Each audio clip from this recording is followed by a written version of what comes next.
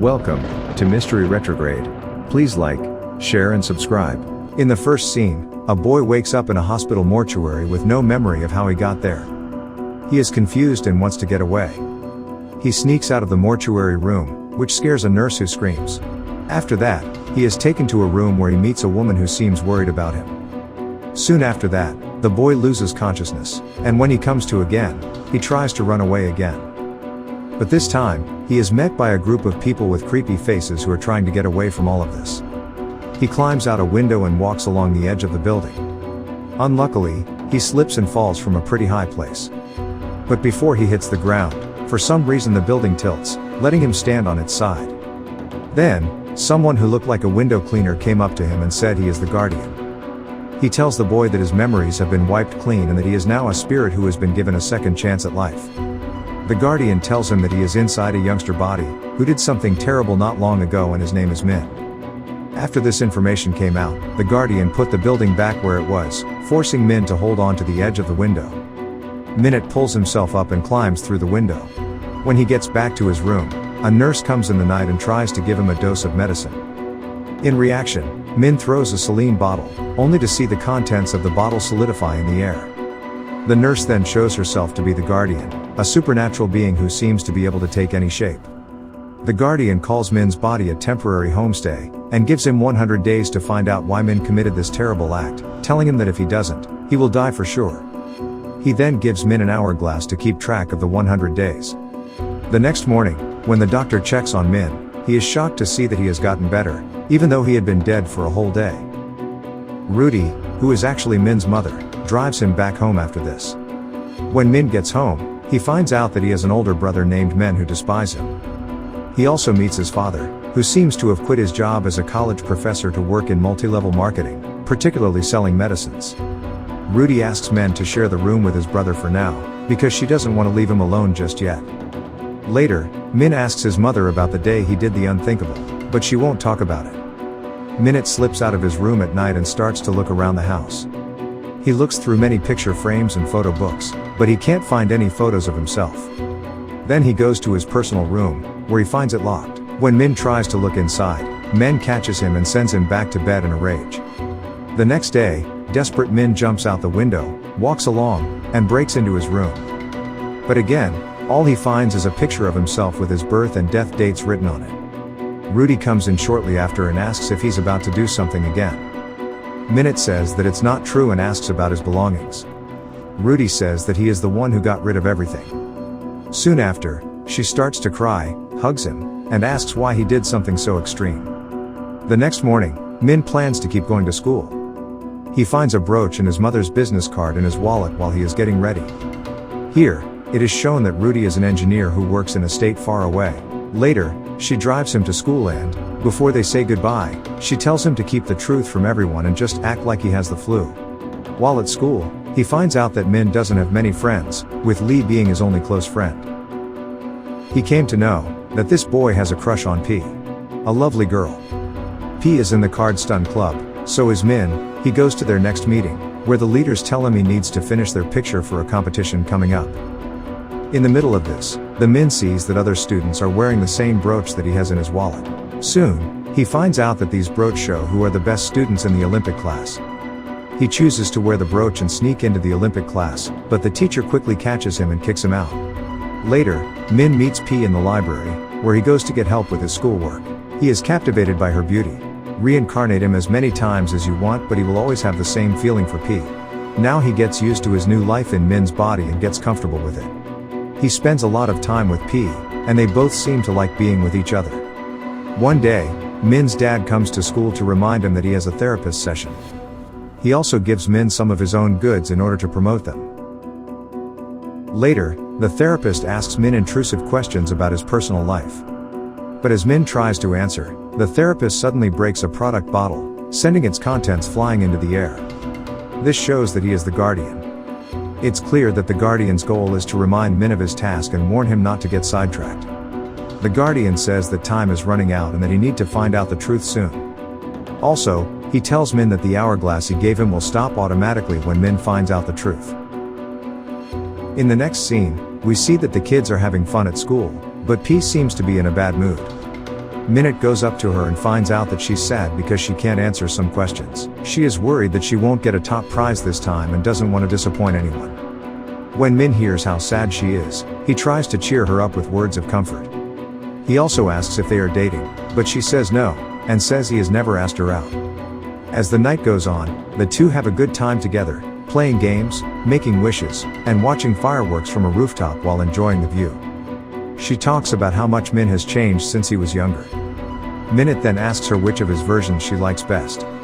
She says that she will get back to him in a few days. The next day, when Min is at home, he hears his mom talking on the phone with his dad. She looks angry because his father sold her wedding ring to make money and make her mother feel comfortable. Later, P is sitting with him when he is given a birthday gift. It is a kaleidoscope that P made herself because she knows that Min likes these kinds of things. P now brings up Min's last question, and tells her that she likes the new Min. He is currently more than the man he used to be. A passionate kiss marks the beginning of a new phase in their relationship. The following day, when Min is painting P, he spots a group photo of the boys in which the original Min is standing in the background by a locker. Curious, Min approaches the same locker and unlocks it aggressively. Lee walks up to him shortly afterward and breaks down the information that he left his laptop in her locker a few days ago. Lee elaborates by saying that she gave the laptop to Men. When he hears this, Min rushes back to his apartment and sneaks into Men's room to retrieve his laptop. He comes upon a number of images of his family, all of which have his face wiped out.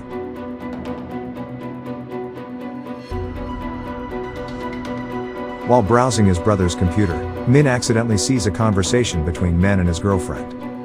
He finds out that his brother had to scrap his intentions to study abroad and that he was blamed for this fact. This is why Men have such a deep grudge against his sibling. Men secretly hopes Min doesn't come home from the hospital. Suddenly, Min unearths the suicidal letter he had previously written. Before he could examine its contents, however, Men entered, snatched the laptop from his hands, and chucked it out the window. In a panic, Min runs to the side, recovers the broken laptop, and powers it back on. The next thing he knows, he's reading his own handwritten letter and realizing he did the unthinkable by swallowing a lethal drug. He writes about how his father exploited his mother's income and how his brother constantly put him down. He just had affection and trust for his mother. But she was always too busy to talk to him. Minute drops by the Olympic class one day to check it out on P. He peeps in through the crack and is shocked to see her teacher making unwanted physical contact with her. To his shock, she does nothing to defend himself. The following day, Min goes to speak with P, and confronts the instructor, punching him hard in the face. Separately, Min insists on knowing the truth about their connection.